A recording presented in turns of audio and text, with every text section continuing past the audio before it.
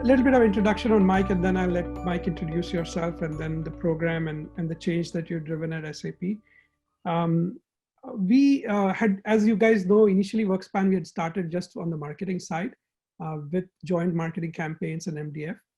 Our next big area of development was actually back in 2016, 17, 18 timeframe with co-selling. And SAP GSSP program was the first, almost a pioneering co-sell program that we brought in with the introduction of joint selling and joint opportunity modules. So being a design partner, being somebody who has influenced the product a lot, but at the same time, built it in such a way. I'm really thankful for that. It was not like a Death Star, if you will, like a big company dictating its requirements to SAP. It felt more like a collaborative partnership that they were engaged in actually helping us build something that everybody else in the ecosystem would need as well. So very, very thankful for that. And they've pioneered a couple of very interesting processes. And I hope, Mike, you talk about this around pre-pipeline, around splits, around things that you specifically did to drive adoption across the SAP internal partner landscape, but also with some of your major partners. And I also want to acknowledge that Carrie is there from the program as well. She's driven the relationship with IBM, but also now more broadly across all partners. And it's a fantastic team. So one of the benefits of being in this cab is, of course, kind of reaching out to people like Mike and Carrie. So I hope that some of you may reach out and kind of independently also talk to them. Mike, over to you. Please introduce yourself and the role and the program. Sure. So I'm Michael Brady. I've been with SAP for a little over 13 years. Been in this industry, as you can tell from the gray hair, for a really, really long time. I like to say I started out as a sales guy, and somewhere along the line, I stumbled upon the real value of working with business partners. And my entire 13 plus years that I've been at SAP has been involved in the ecosystem. The last 5 years, I've been a part of our global organization that focuses on working with our most strategic partners. Today, that includes all of our large global strategic service partners, so the likes of Accenture, and Capgemini, and IBM, and Deloitte, Ernst & Young, PwC, and so on. That also includes our global technology partnerships, our relationships with the hyperscalers, such as our partners here on the phone with Microsoft.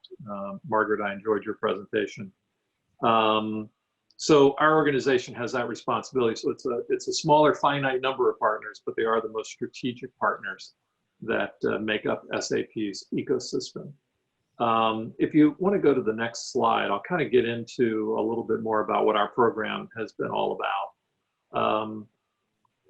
As I said, the primary focus of what we've been doing has been on the GSSPs. And if we sort of look at how big that is, it's roughly 16 partners.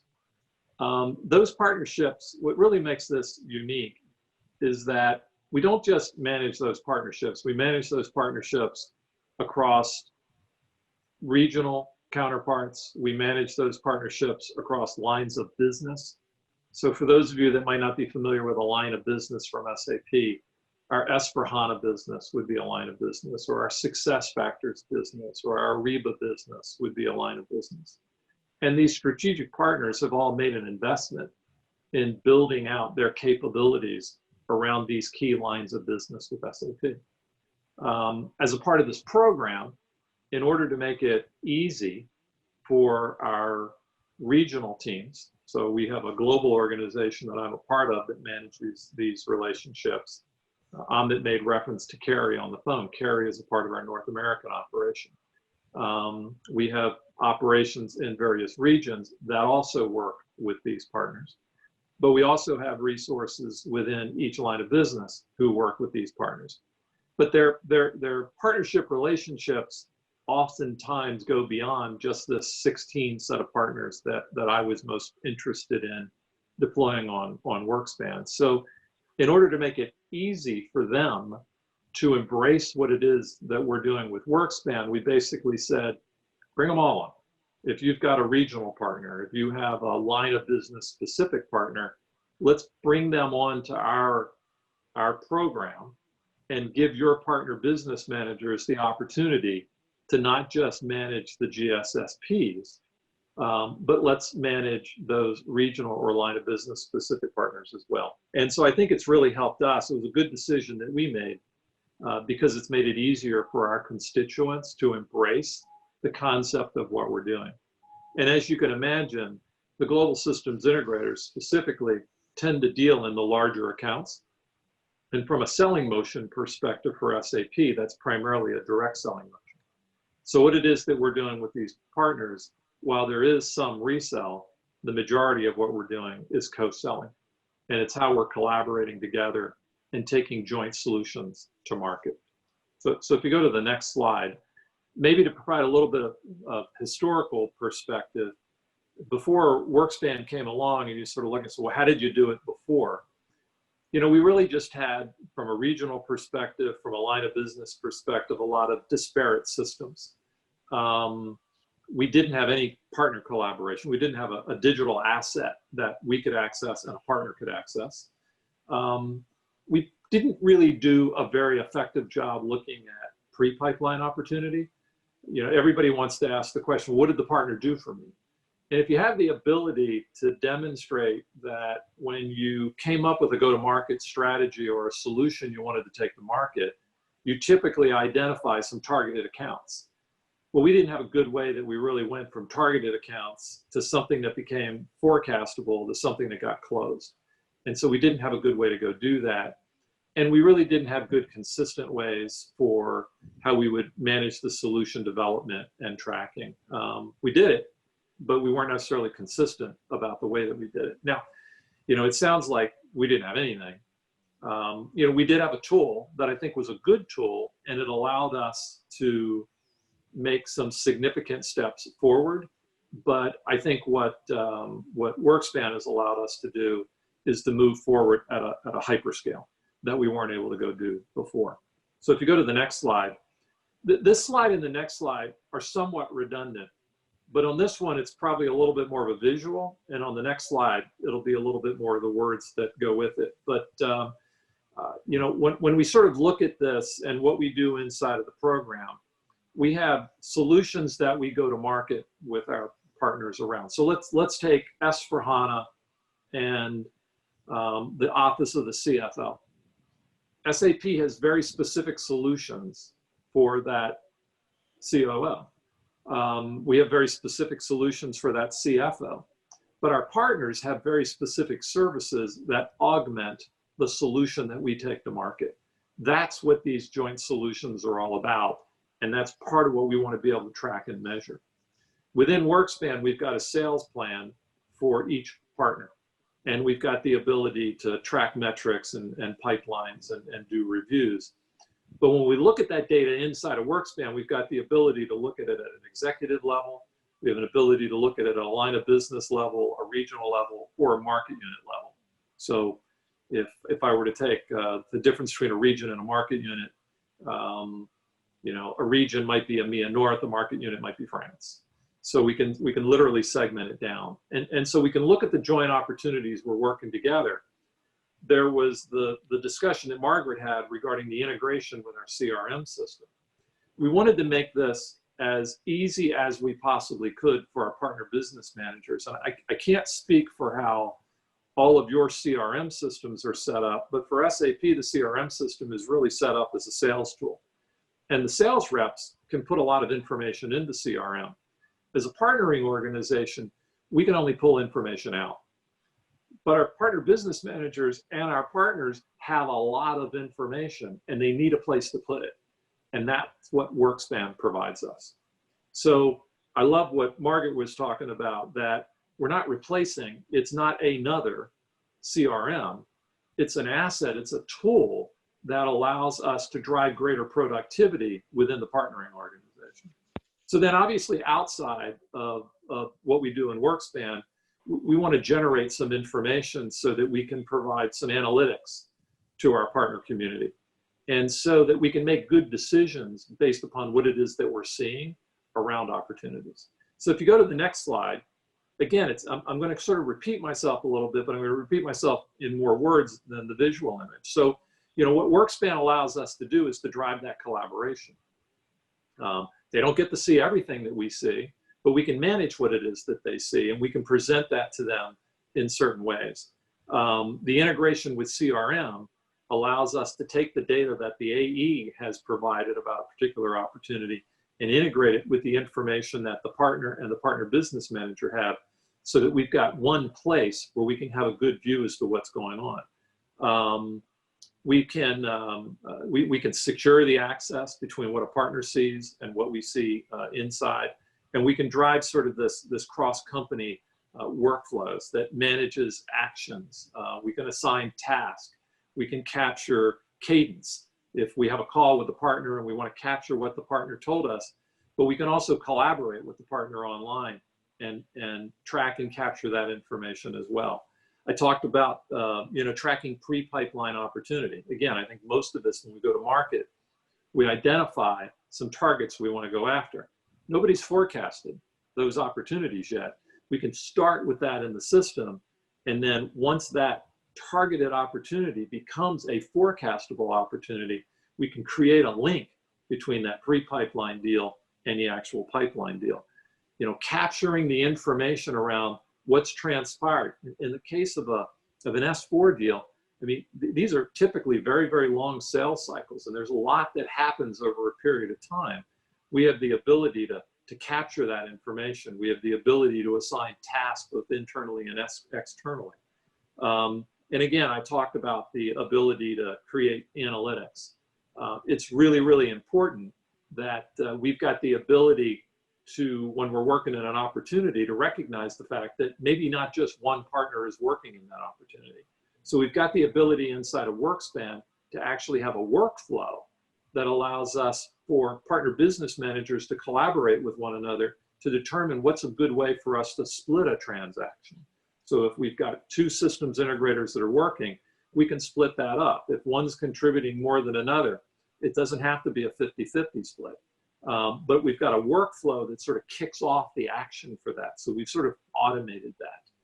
And then again, with what we do from an analytics perspective and a reporting perspective, all of that information that's in WorkSpan, we can pull that into these reports so that we can capture that kind of an information. So, you know, if you're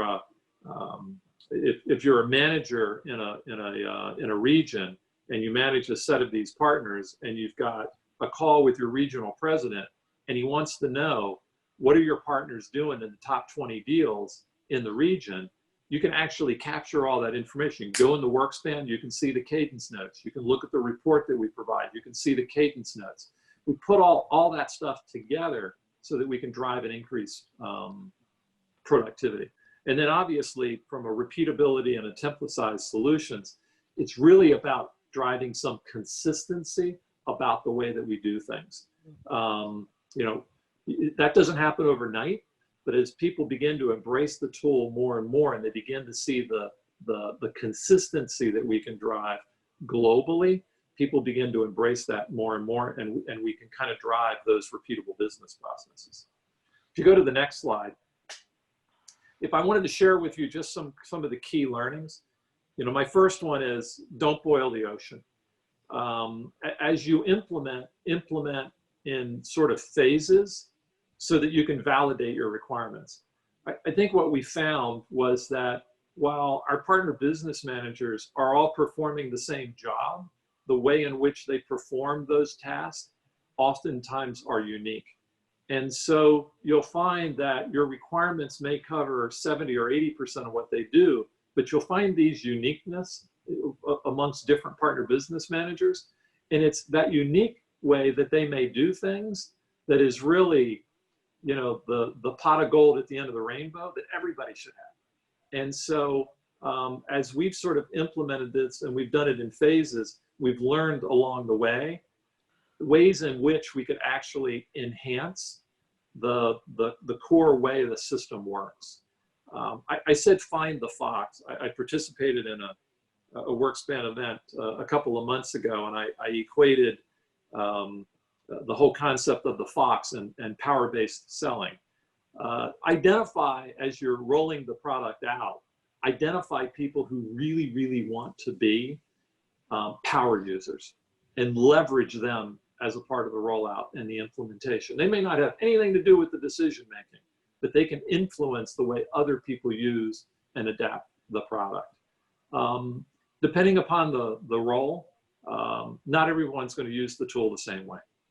And again, I think this is one of these things where we look at how our line of business resources use the tool compared to how our regional or market unit resources or our global resources use it.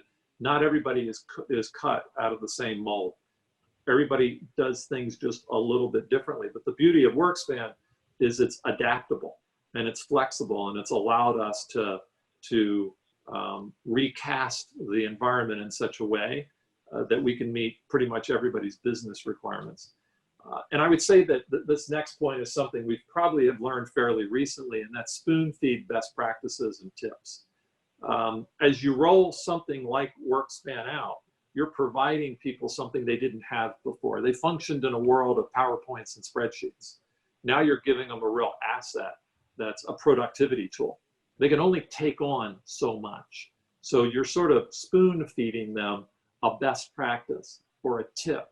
And so we've actually laid out a 12-week schedule for how we're going to share with all of our users a best practice and a tip. And then flexibility is your friend. WorkSpan has afforded us the ability to make changes on the fly. Yeah, sometimes it takes a little bit longer, but a lot of times, as Margaret said, we make a comment and Amit will make the statement, I'll change that in the system right now. Or, give me the weekend and you'll have that on Monday.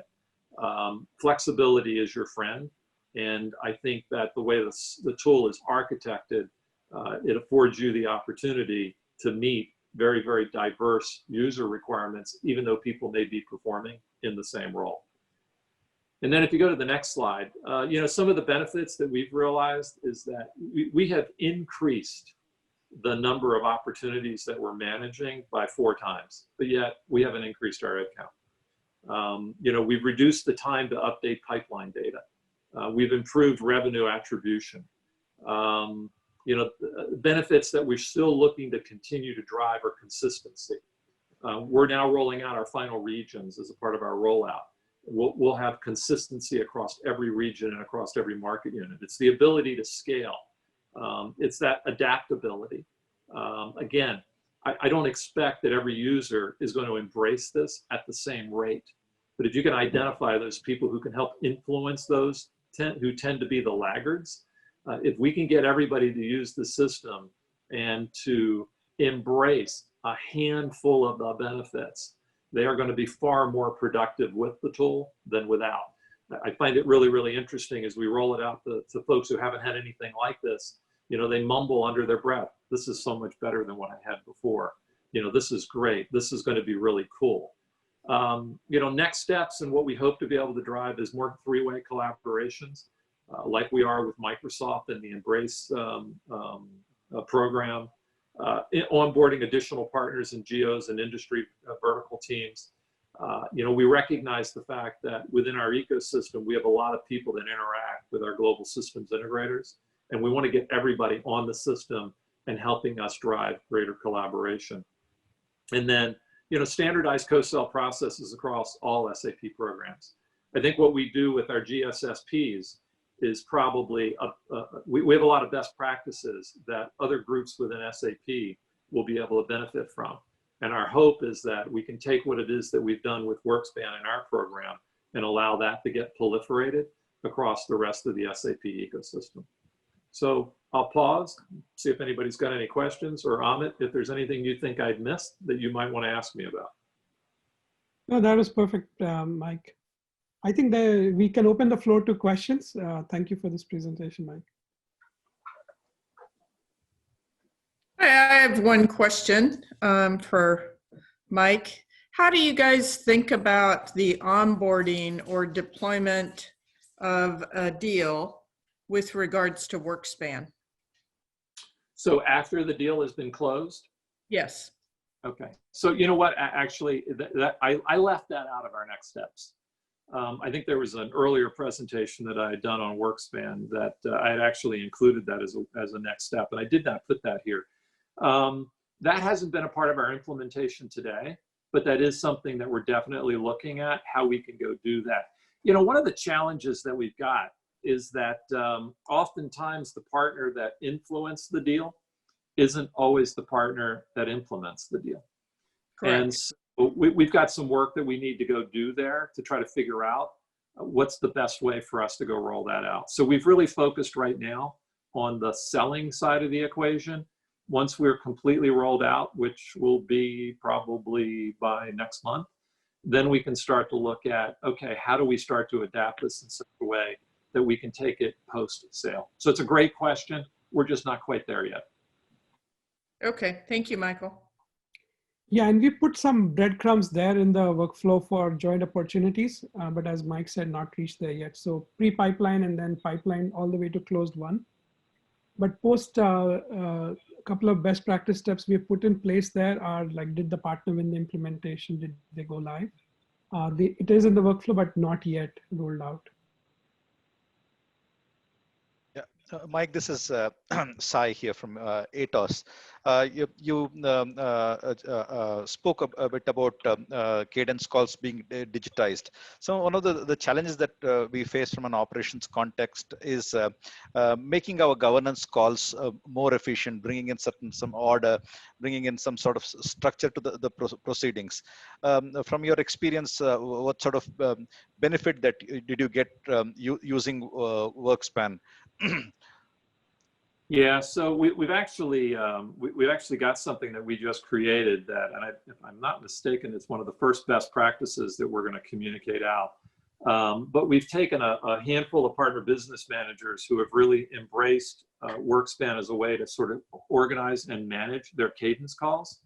And where that has been adapted and embraced, our partner business managers are seeing a much easier way to organize, manage, and capture the information from their cadence calls. So